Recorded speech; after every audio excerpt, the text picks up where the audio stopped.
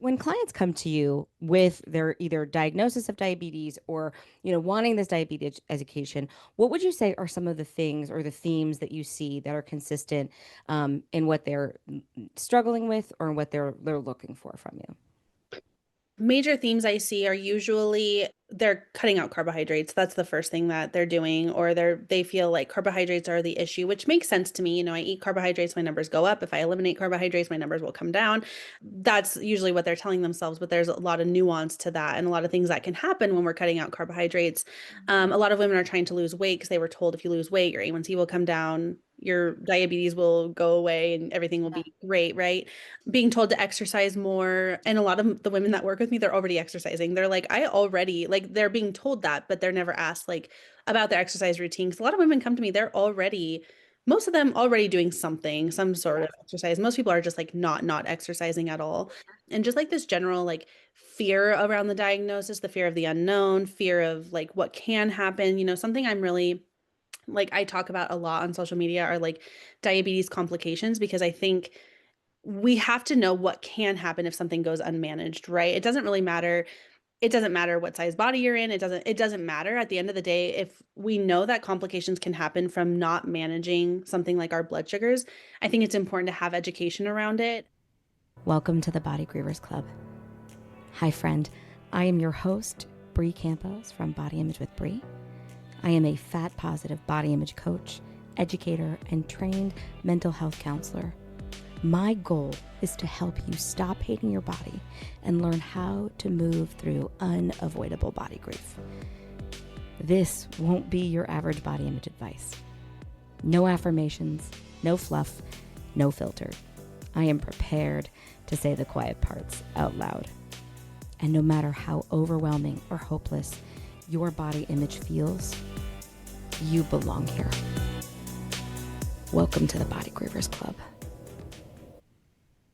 Hi, and welcome back to the Body Grievers Club. Today's guest is a colleague and friend of mine. I'm going to have her introduce herself. We're going to talk all things diabetes, GLP-1, and grief. Introduce yourself to the podcast, Kristie. All right, my name is Kristie. I am a dietitian and a certified diabetes educator. I am online as the type 2 diabetes nutritionist. I specialize in type 2 diabetes management, pre-diabetes, without a focus on weight loss, keto, carb restriction, anything like that. I try to really use like an all foods fit approach so people feel really confident in managing their blood sugars because I know that most people are told cut carbs, lose weight, exercise more. And I try to really change that narrative because that is also what I saw in a clinical setting and doesn't seem to help people very well.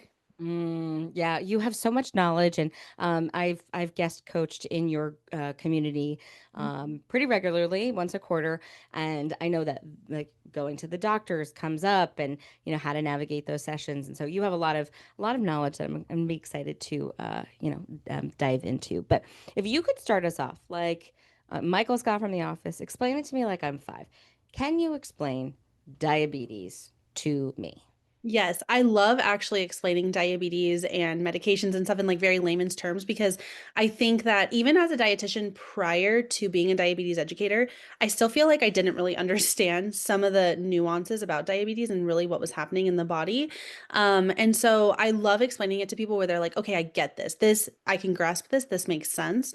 Because I also think we can't manage something that we don't necessarily understand at like a biological level, especially something like diabetes. Our blood sugars are fluctuating literally all day.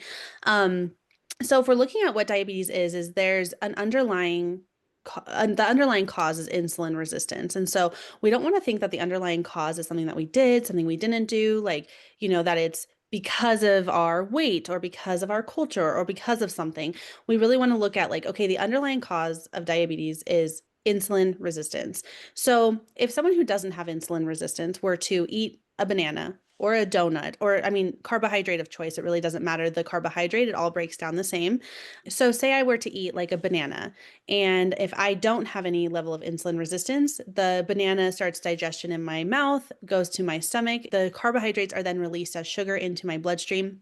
My pancreas then will release insulin once the sugar goes up in my bloodstream, and that insulin pulls that sugar from my bloodstream and into my cells to be utilized for energy. And this is happening all day as we're eating. It doesn't matter what we're eating, this is consistently happening. Now, when there's an underlying issue of insulin resistance, whether diabetes is present or not, right? Because we can be insulin resistant and not have diabetes. We can be insulin resistant and have something like PCOS, for example.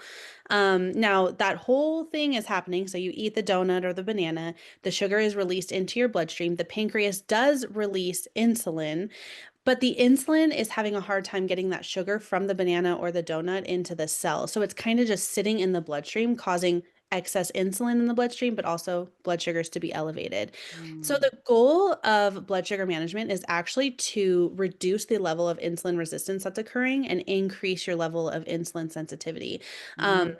and I like to use those terms kind of interchangeably as like, yes, our blood sugars are the issue that they're elevated. However, the actual issue is that insulin is not working effectively, that sugar is not getting into the cells.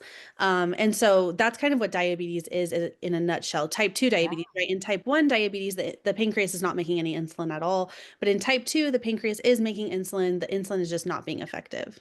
Wow. That, I think that was very comprehensive. And I wrote down a bunch of questions that I want to be able to ask you. One of the things you said is that like it's not your fault. Why is that the narrative then? That like you can cause yourself to have type 2 diabetes? I think that type 2 diabetes can definitely be like a lifestyle disease. I don't want to say like it is 100% because it's really not, but it can be, right? Like, and same if we remove diabetes off the table and we said like heart disease or high blood pressure, we could Mhm. say that there are things that we do in our life that lead to an elevated blood pressure. Maybe eating too much salt, maybe not exercising enough, maybe, having a very stressful life. Like there are so many things that can lead to a high blood pressure. It's similar with diabetes, but I do feel that there's this huge narrative around diabetes that if someone has diabetes, it's their fault and that it could have been 100% prevented. And Yeah. the issue is one of the main drivers of type 2 diabetes is genetics. And so I've had people of all body sizes Mm. develop type 2 diabetes. And if we just narrowed it down to it's what you eat or it's completely preventable, we wouldn't have this like epidemic of people who have been one dieting their entire life, right? We know that most people with type 2 diabetes have been yo-yo dieting literally their entire life. Most people with diabetes are actually the most like proficient in their health because I feel like they've been dieting their whole life. So I don't necessarily have to explain to my clients a lot of nutrition basics because they've literally been living and breathing it since they were like 8 years old. So I think that it's definitely one of those conditions that people are just told that it is 100% preventable. And so when someone gets it, they feel like, oh, I could have prevented this. And it's totally lifestyle related. And we'd be Yeah. doing a disservice by saying that there are no lifestyle components that contribute to a type 2 diabetes diagnosis, but we're also doing a disservice if we're saying that, it's completely preventable and it's a completely a lifestyle I disease. want to make a mention to something you said. So you said like that they're health proficient, and I just want to clarify because I know what you said, but I don't want there to be any misconception that what Kristie is saying is that especially for those of us who've been on diets, we understand macronutrients. We understand, Yeah. eating vegetables. We have forced ourselves to eat these things. And does eating vegetables exponentially have an impact on our body? Absolutely. I know that when I eat more vegetables, I poop better. Like there are things that are just there is sense, but what it lacks is nuance. What it lacks is intuition, and even more so is the sole responsibility. And I want to share just an example. So in my family, my there was a family member of mine who had something happen with their heart where there was like I don't know if it was a hole or like a flap, that every time they would breathe there would be a strain on the heart, and they're older, and so they said it doesn't really make sense for us to have surgery because you're older, so they just put her on heart medication so that it her heart rate isn't beating over what it needs to, because it's trying to protect her. And so I would say in that situation, she didn't cause a hole in her heart. It just occurred. That is her body. And yet they still prescribed heart healthy diet, like what she should be doing Mhm. for her heart. And this person then took this information and was like, "Oh, it's probably because of what I've been eating." And I'm like, "You that is not possible. Like you, Mhm. this happened to your body. Sure, there's things that we can do that are heart healthy, like not smoke. You smoked for years growing up. Yeah. Like there are a lot of things that I'm sure can contribute to it, but there's like anecdotal or correlation, but not causation. Yeah, 100%. Yeah. And yeah, when women come to me, it's interesting because, if people just caused this and if this was just like a causal situation, it's very interesting because most of the women I see have a history of like dieting since they were very, very young. So yeah, like you were saying, they understand their macronutrients, they understand calories, probably way too much. Like they probably have been hyper focused on this for most of their life. They're not coming to me with very low health literacy. Most of them understand so much about nutrition already, but it's definitely a condition that is like put back on the person more so than a lot of conditions that I see. Yeah. And why do you think that is? Like why do you think there is such a big push on, making sure we educate on diabetes awareness? Because I know that I can go to the doctor and my A1C is checked every single time, but asking me about my eating disorder history, sometimes never even checked. Even though 30,000 Americans will be diagnosed with diabetes, 30,000 Americans will be diagnosed with an eating disorder. Yeah. Yeah. I don't really, I don't even think that there is a level of diabetes awareness in general either. I feel like if there were, we would be testing. So a really challenging test to get from doctors is like what we call a fasting insulin test, which really tells us how insulin resistant we are. If you do not have diabetes, but you want to know that number to see, like, women with PCOS, for example, like how insulin resistant am I? How likely am I to end up with a type 2 diabetes diagnosis? A lot of the times it's like pulling teeth trying to get that. If we really were hyper vigilant about diabetes and the prevention of diabetes, we actually would probably be testing teenagers and women in their early 20s for insulin resistance, right? Or Yes. women who have like really irregular periods or really, really heavy periods, like women who have these like symptoms of PCOS, we would be Yes. testing their insulin resistance a lot earlier, which would be a diabetes prevention tactic. But instead, we're testing it just the A1C, and then we're being hyperactive once someone falls within the pre-diabetes or diabetes range. So I don't feel there's like a lot of emphasis on prevention in general. Right. And so the only emphasis is being put on food. Like even I'm Latina. My dad's from Costa Rica and I tend to have higher cholesterol. I know that that is a genetic thing. But in my blood work, you know how they do in the portal, it'll be like consider eating less fried foods. And I'm like, bitch, I have IBS. I don't eat fried foods. I literally can't. Like there's just such an assumption made without any prior knowledge. And so when clients come to you with their either diagnosis of diabetes or, wanting this diabetes education, what would you say are some of the things or the themes that you see that are consistent in what they're struggling with or what they're looking for from you?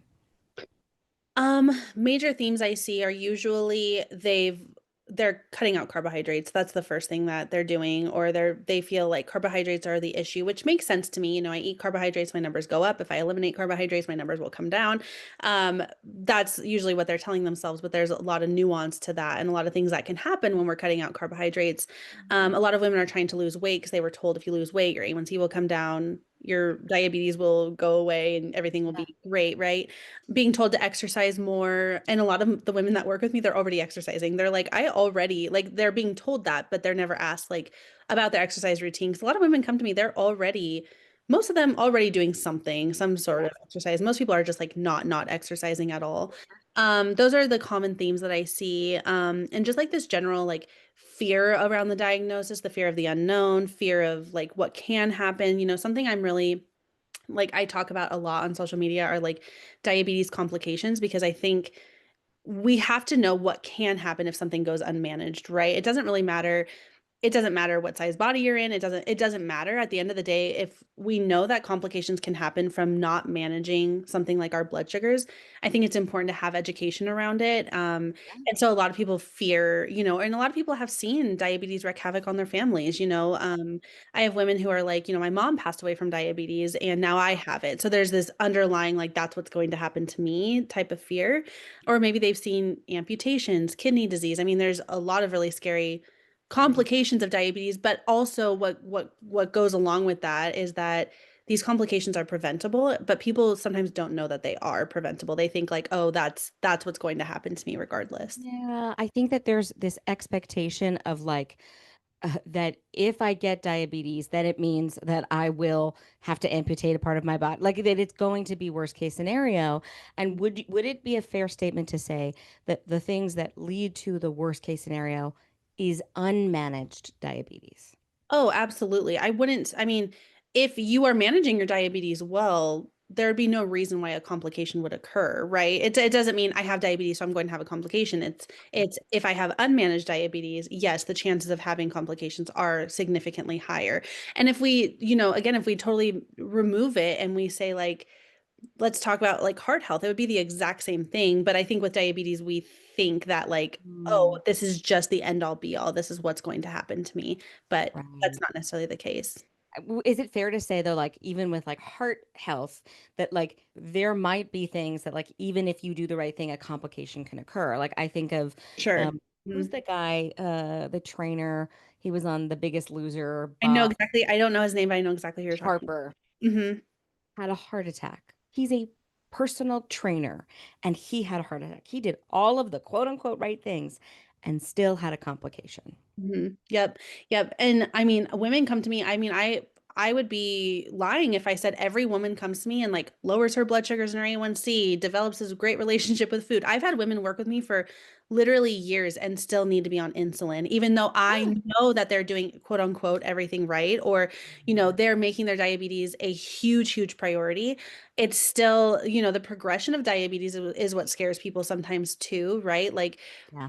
it just because you manage it, sometimes you end up needing medication. Sometimes, we can't outsmart that. And sometimes I think people think that they're failing if they need medication, which is like, a whole conversation in and of itself. But I'm very pro medication. Um, Something to make note of too that isn't talked about almost ever. I talk about it, but almost no one does, is that our pancreas is actually working at 60% less efficient by the time we have a diabetes diagnosis. Again, because maybe we've been living with insulin resistance for literally 20 years. If a woman at the age of 20 has insulin resistance, let's say like she starts to develop it in her early 20s, and then she gets diagnosed with diabetes in her early 50s, we're looking at 30 years of insulin resistance where the pancreas has been overworking for a really long period of time. So by the time that diagnosis occurs at age 50, that pancreas is functioning at 60% less effectively than it was prior to her diagnosis or prior to the insulin resistance happening. So we can't always say that medication can be avoided because our pancreas is Mm. literally so overworked at that point that sometimes our pancreas needs support and medication is the best way to do that. Okay, so I want to go through some like myths versus like fact, and you can expand if you want to. But something I'll hear clients say is that like they believe that they can reverse their insulin resistance. Fact, you can reverse insulin resistance. Yes. You cannot reverse diabetes. So, and I know there's a little bit of nuance there, but insulin resistance, we can reduce our level of insulin resistance where our insulin is now working really appropriately, sugar's moving into our cells really effectively, et cetera. So, insulin resistance can be reversed. Now, type 2 diabetes cannot because Mm. what people might mean is that diabetes can be put into remission, and the exact definition of remission is 3 months of an A1C less than 5.7 without medication. That is what diabetes remission is. However, reversal and remission are definitely two different things, I feel. Some people Mm. are like, oh, it's just like the wording. But for me, if someone told me, Kristie, you've reversed this situation, I would think like, okay, it's gone. It's no longer around. Right. Right. But remission is like, okay, I'm in remission from it, but it can go back to what it was. And whatever I did to get into remission, I have to keep doing. And also, even if I keep doing that, doesn't mean that my diabetes won't come back, right? Age is a factor in blood sugar management. So yes, insulin resistance can be reversed. No, type 2 diabetes, we would not say can be reversed. Another, myth versus fact.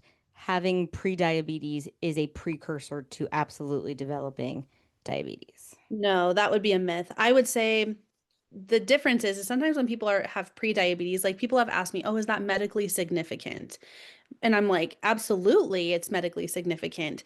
Prediabetes is saying like your body is not properly digesting and utilizing insulin and carbohydrates the way we need it to.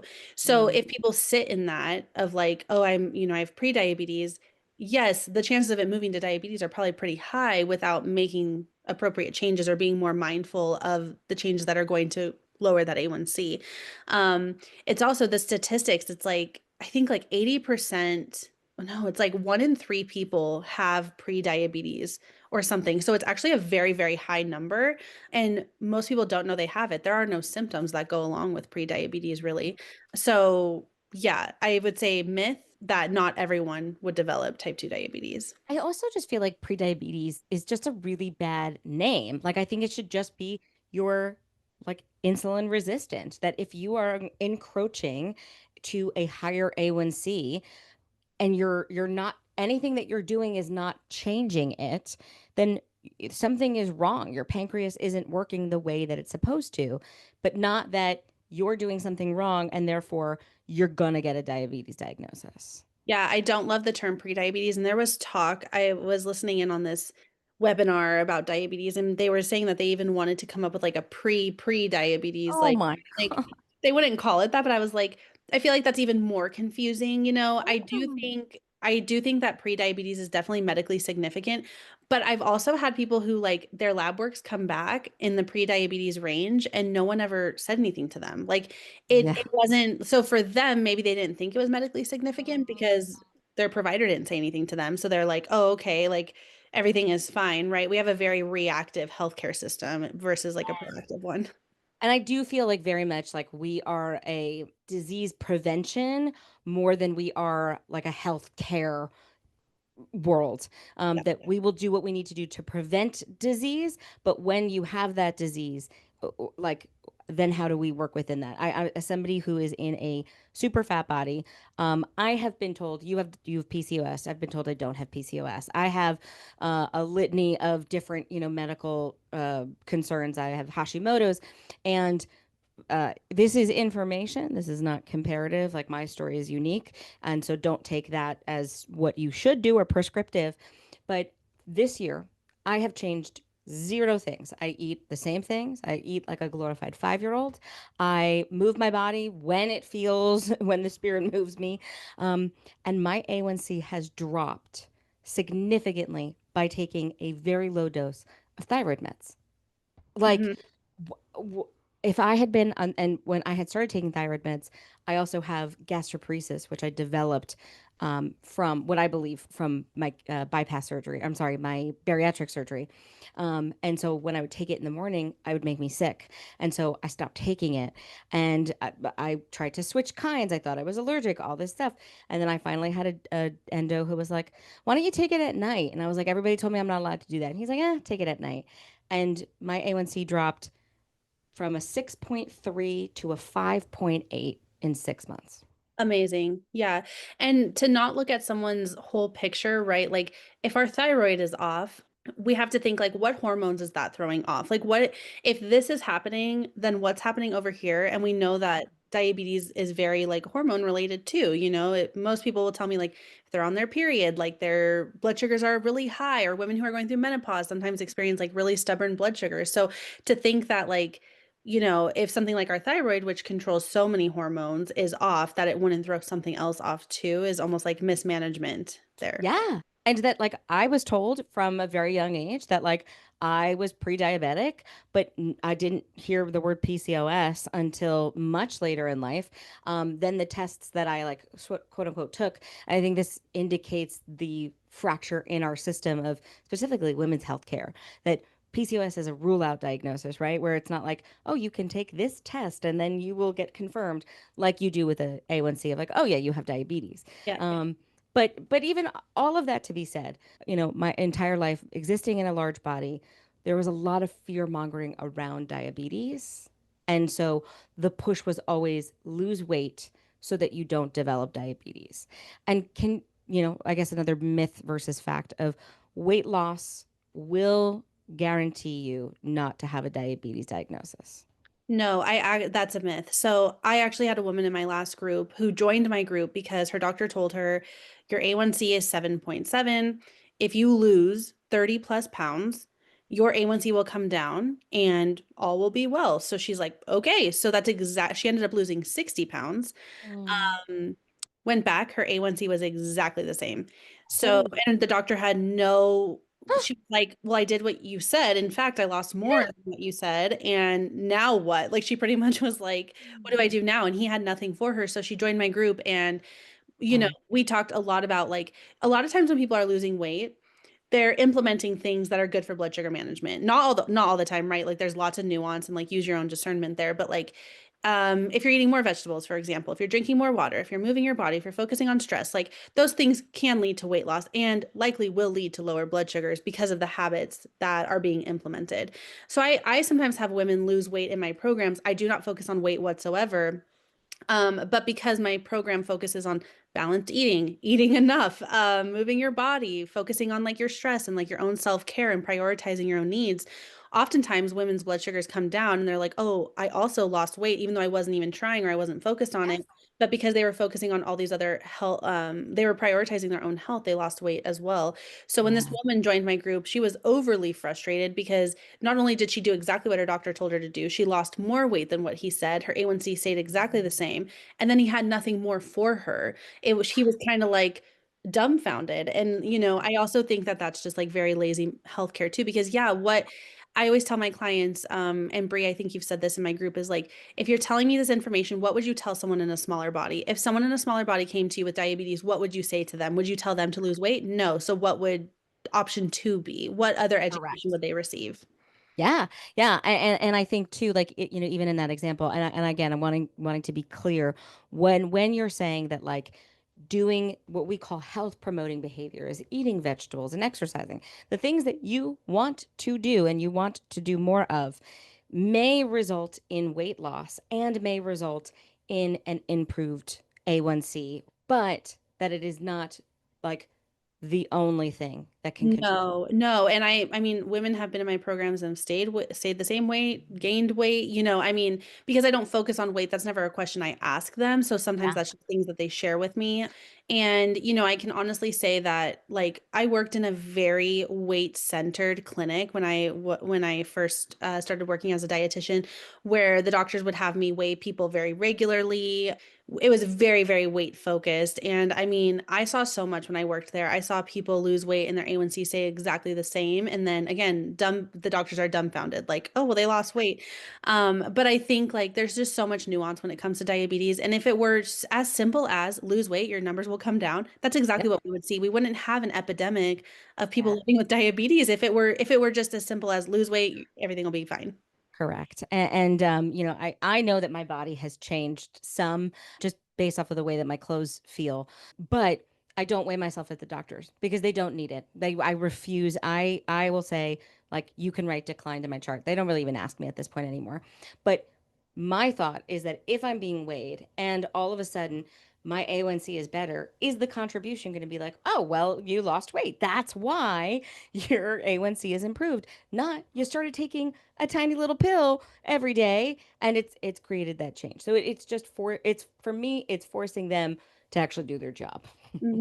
Yeah, and I've worked with some really great doctors who they really focused on weight loss.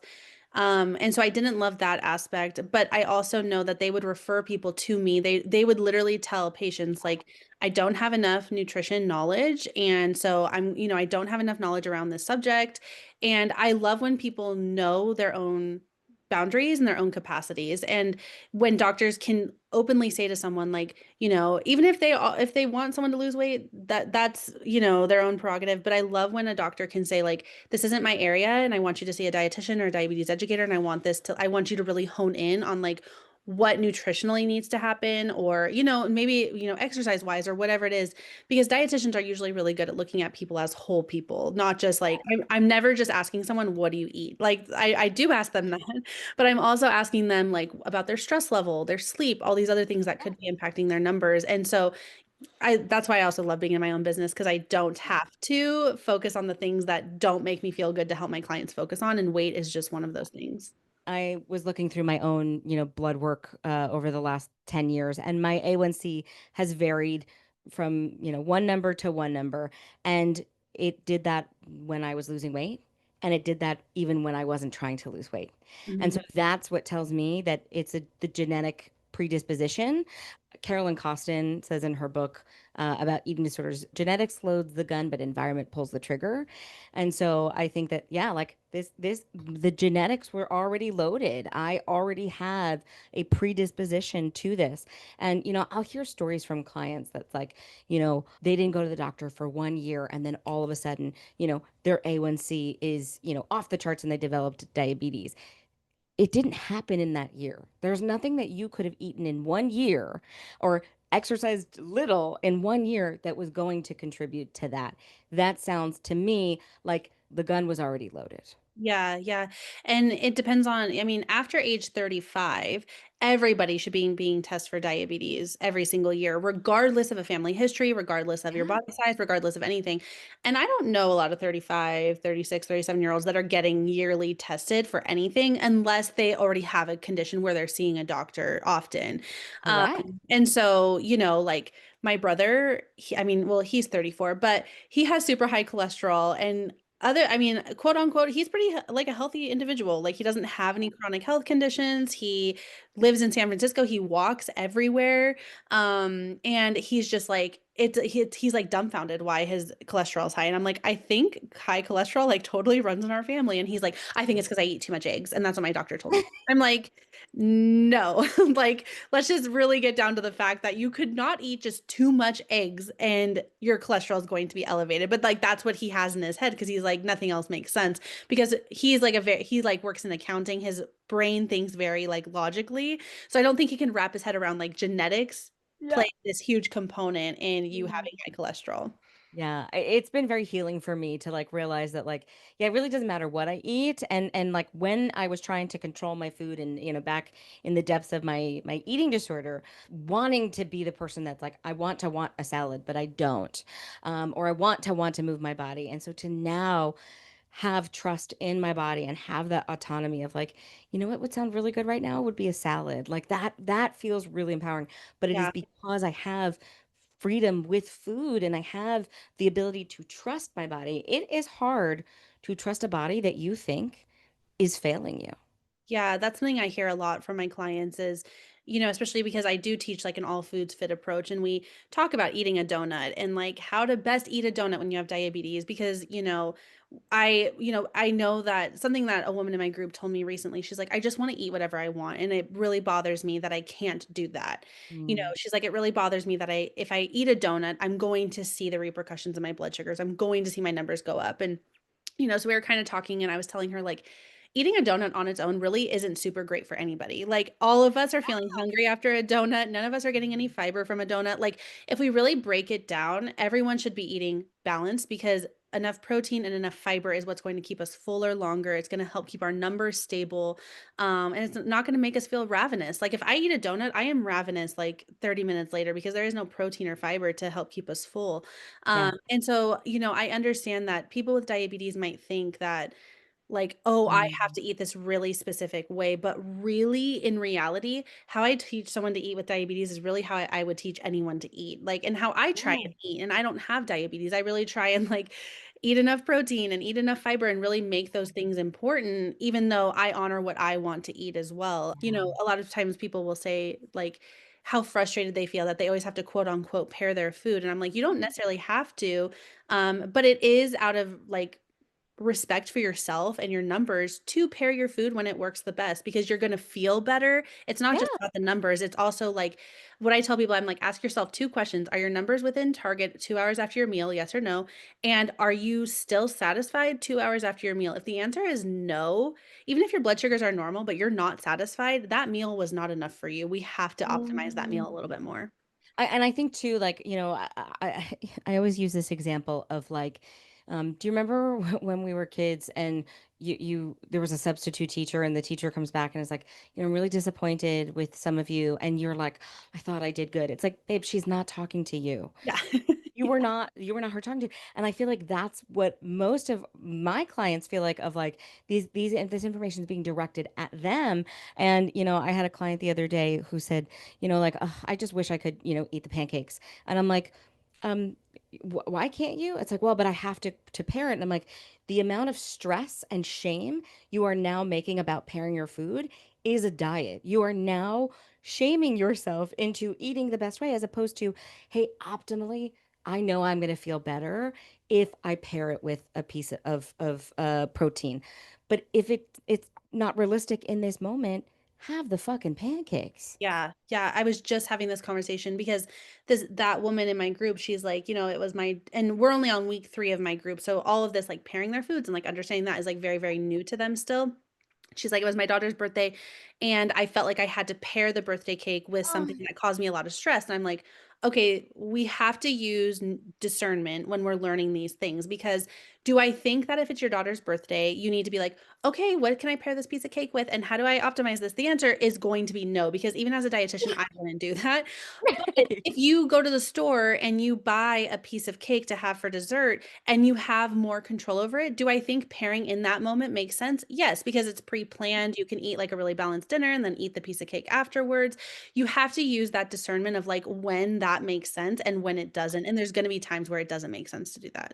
And this is where it comes down to the trust of your body. And I find that a lot of clients do not trust their body. And so they want to trust the numbers. They want to trust, like the system, the formula. And at the end of the day, it's like you can do all of the right things, and that will not protect you from ailment, infirmary, and ultimately death. Like, we will not leave this earth alive. Yeah. And so, like, eat the cake. Eat the cake, be mindful, right? Like, there's build objective awareness around how you feel, what your numbers are doing. If you have diabetes, I actually wanted to ask this too. Um, I've seen an uptick in people using CGM monitors when they do not have diabetes. Yeah. Let's talk about that. So, Please, can we talk about that? Um, it's kind of funny because like so the standards of care is what I base everything off of. And I mean anyone can Google the standards of care. It's not something that like only I can see or anything. But when you look at the standards of care, it actually says that nobody should be using a CGM unless they have a type 2 diabetes diagnosis, even pre-diabetes. Now, in my opinion though, that's something I go a little bit against the standards of care. I do think that people with pre-diabetes wearing a CGM can be really useful because we can spot patterns. Like, okay, you're always elevated after breakfast. Let's look at what's happening in the morning. So I do think it can provide data that's very, very useful in pre-diabetes, which is not what the standards of care say. They say like no one needs that. I differ for that. If you do not have diabetes or pre-diabetes, wearing a CGM is just going to cause you stress and anxiety. There really is no reason for someone who doesn't have diabetes or prediabetes to be wearing a CGM, because our numbers going up and coming down is a normal metabolic process. So we don't Right. want to really hyper vigilize on that. And I wore a CGM when I was working in clinical. One, I wanted to understand how to use it, how it felt Yeah, going in my arm. Like I just wanted to like experience it. So when I was showing people how to use one, I was aware of it. sure. And so I wore one. It fell off after like 4 days, and I'm like, this is so annoying. Now I know why people get so annoyed with these things. Yeah. I was very like protective of it, and it still fell off of my arm. But what I will say is in that the 72 plus hours that I wore it, it caused me stress. And I do not have diabetes or pre-diabetes. And my number would go up. And I'm like, why is this going up? Like, why is it so? I remember I ate like a very well balanced dinner and my number like went pretty elevated. And if I wasn't wearing that monitor, I would have been like, this was a balanced dinner. And I like, it was great. It was whatever. But because my number went up, I started looking at like, what am I doing wrong? Why was that? Do I need to be cutting this out? Like my brain started to really try and like make sense of this like normal metabolic process. And even as a dietitian, I know that, but I still was getting hyper vigilant on it. And that's the piece, is like, and I have other, dietitians who are working with clients of mine where we're using it as like a harm reduction approach. If you are becoming obsessive about the number and you have pre-diabetes, information is not actually helping you right now. No, yeah. And I think there's a very specific person where a CGM works well. And I have some clients where I'm like, this person should not have a CGM. And I will tell them that. They're like, if I can wear a CGM, should I? I'm like, no, I don't think it'd be helpful for you. I think it would cause you stress and anxiety because, there's a right person for a CGM and there is a wrong person for a CGM. And it really depends on, can people take the information as information and use it to make changes where appropriate? And can they look at it from a really neutral standpoint? If the answer is no, then that CGM is not going to be useful for them. And I just want to share this anecdotally. I mean, at the time of this recording, so it's 2025. And for the first time in my adult life, I am craving consistency around my relationship with movement. And it is not motivated by my internalized anti-fatness. It is not motivated by my internalized ableism of not wanting to be immobile. It to me, it is about like I asked my body grievers, if you could describe the era that your body is in right now. What era are you in? And then what era are you going into? And what I want for my next era of my body is to be in my held era. And I know that for me, that includes rest and like a radical rest.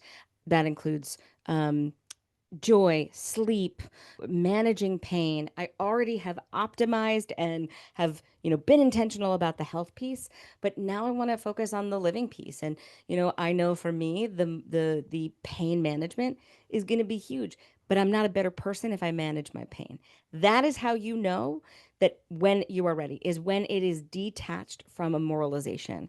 And if you are going to feel shame because you don't go to a Pilates class, then the intentional movement practice might actually be harmful for you in that moment. If you are somebody who's like, I know that I need to exercise for my diabetes management, and you don't want to, can we look at that? Like, what is coming up? Why don't you want to move? There's a possibility that what I see for most people, and what was true for me, is they're burned out. They are so tired from work that when they come home from the end of the day, all they want to do is collapse. That is your body speaking to you.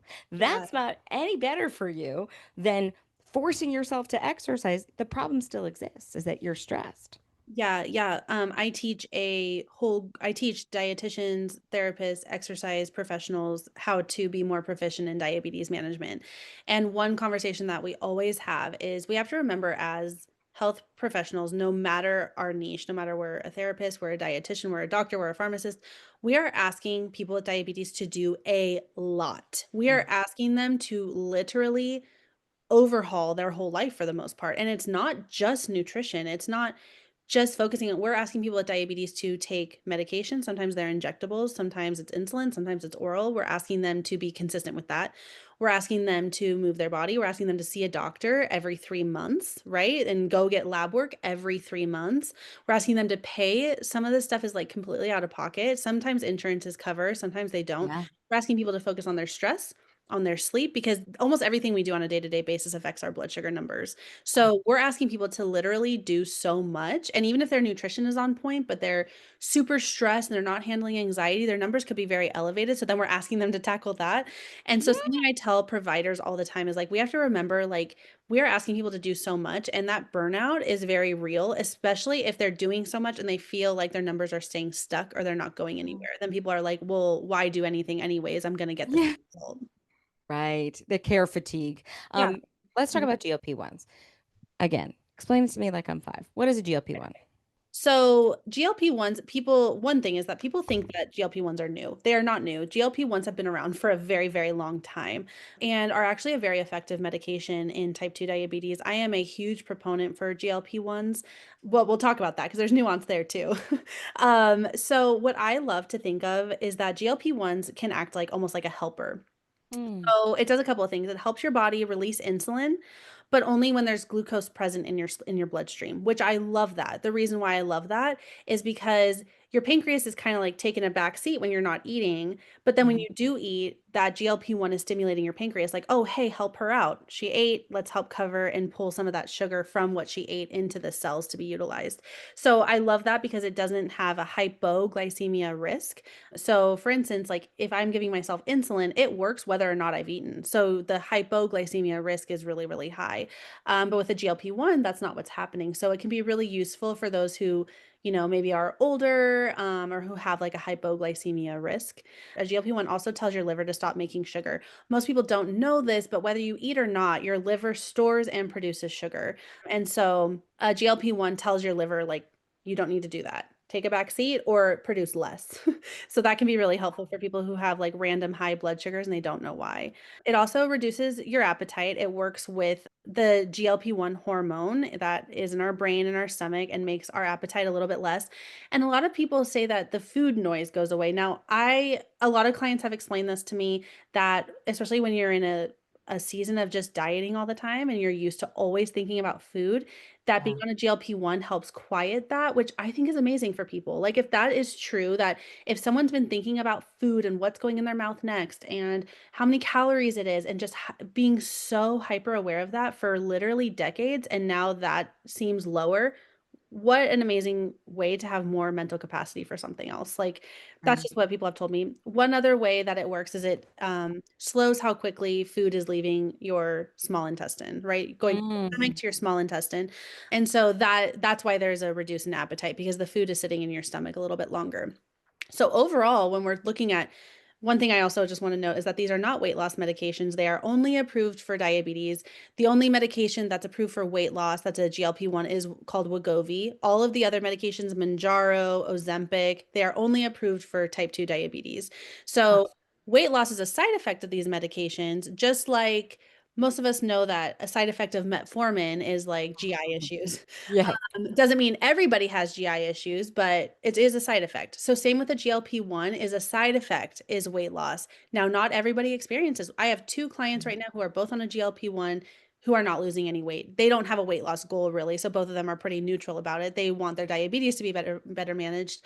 But both of them are like, wow, I don't know what people are talking about losing all this weight on a GLP-1 because I haven't lost a pound.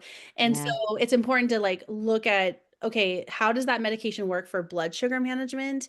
And if someone has a weight loss goal, great. Like if they also have a blood sugar goal and a weight loss goal, these medications are going to be wonderful. But if they're on it for weight loss specifically, that doesn't happen for every single person. Yeah. And I want to also just acknowledge too that like from the food noise piece, food freedom can also offer that as well. Yeah. And Yep. so maybe the GLP-1 will mute it for now, but then that means you need to be on this for the rest of your life.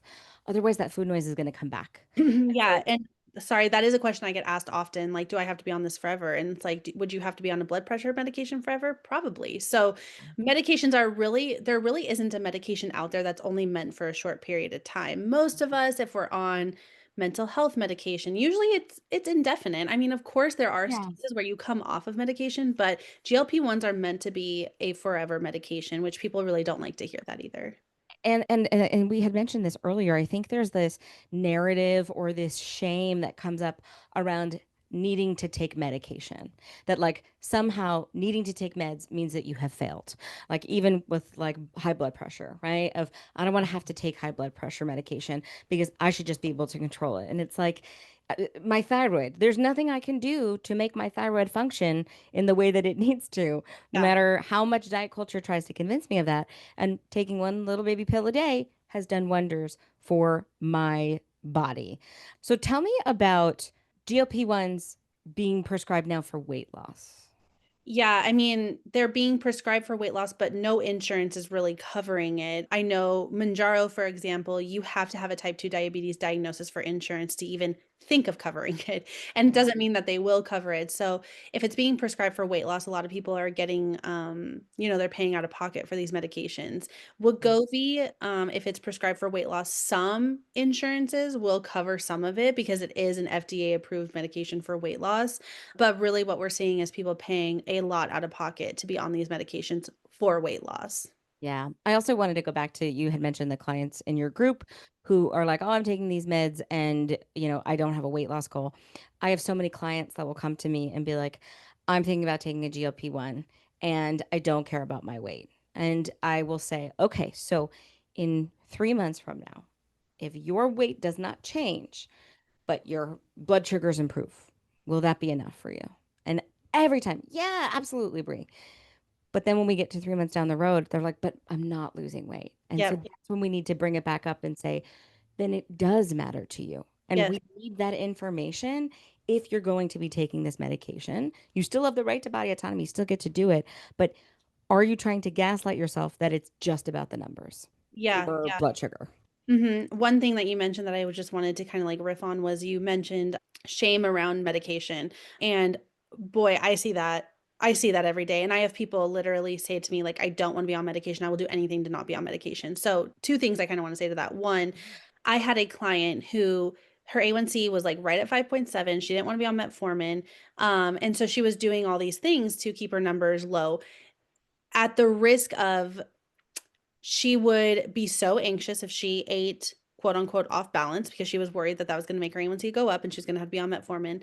She was so diligent. She has two kids, and we really had to have a really serious and honest conversation about, can you do this forever? Like how vigilant you're being, how scared you are, how you're scared to eat outside of like anything that you have planned. Like, is that worth it to you? If it is, I will support you in that and we will keep moving that direction.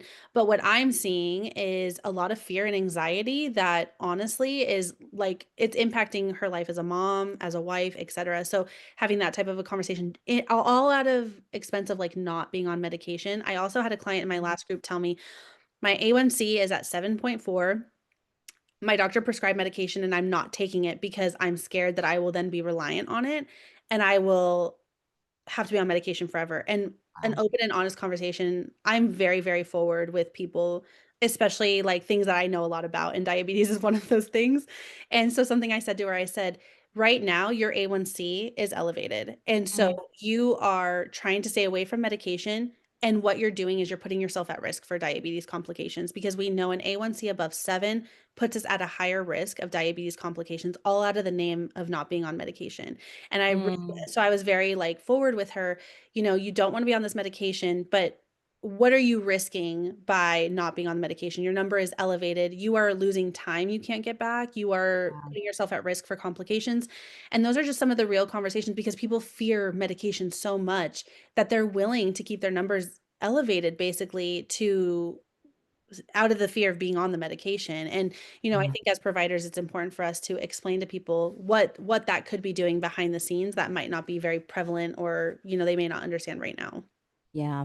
And I also want to say too that like it's sort of in a similar vein of like the substitute teacher and like following the rules.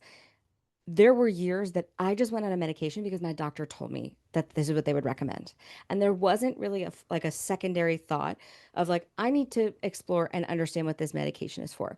Right. I was prescribed metformin and I we saw my A1C drop significantly, but I shit my pants every single day of my life. Yep. Um, like I had really bad GI distress from the metformin, and when I would go back to the doctors and be like, "I'm having GI distress," not a single person was like, "Oh, well, you're on metformin. That could be being contributed Oh, from wow. that."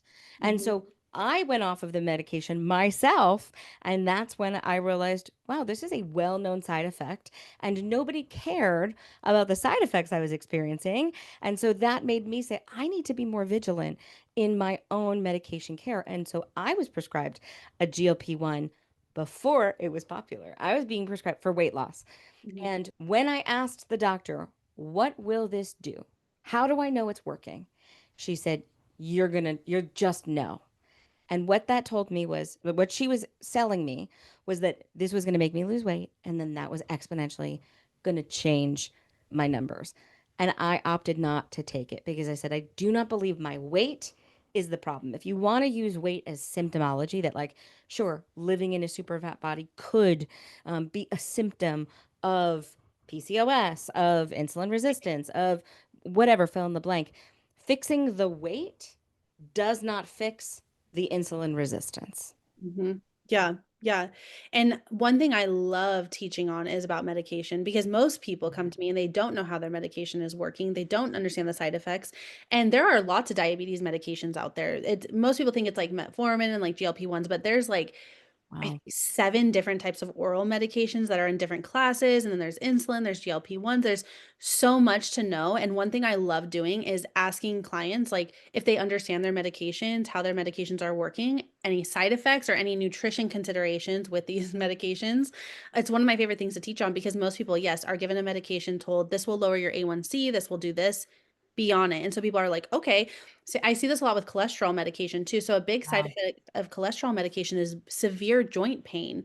Most people don't know that. And so people are Wow. on these like cholesterol medications having, and I mean, like some people who they might experience a little bit, but I mean, some people experience such severe joint pain that they like Mm. have a hard time walking.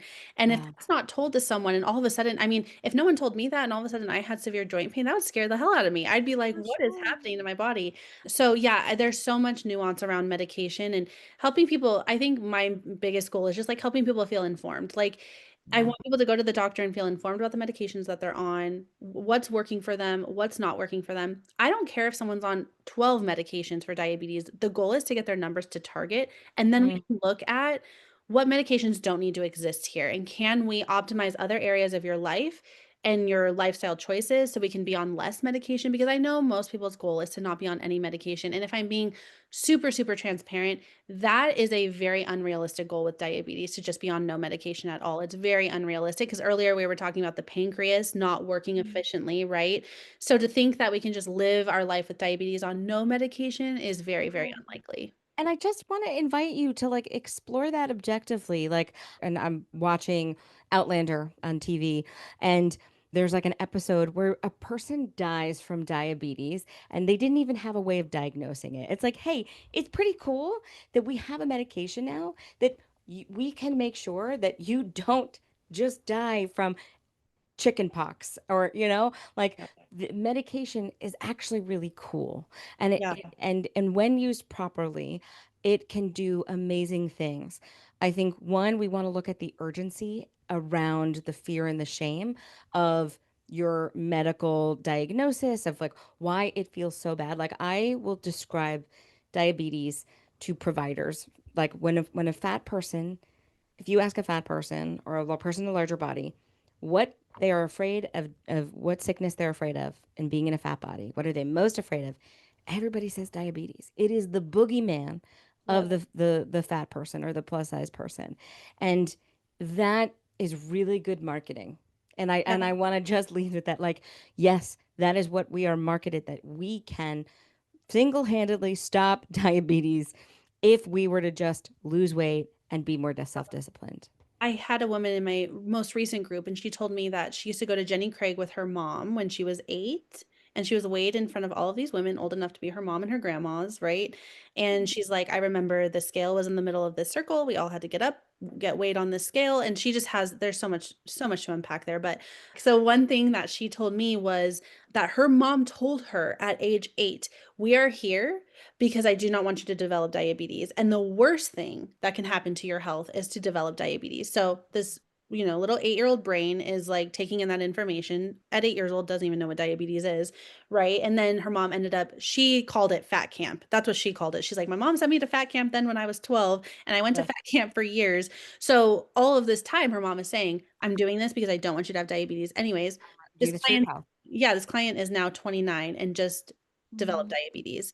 So she's sitting in my group and she's like, I literally developed what my mom told me was like the worst thing that can happen to me.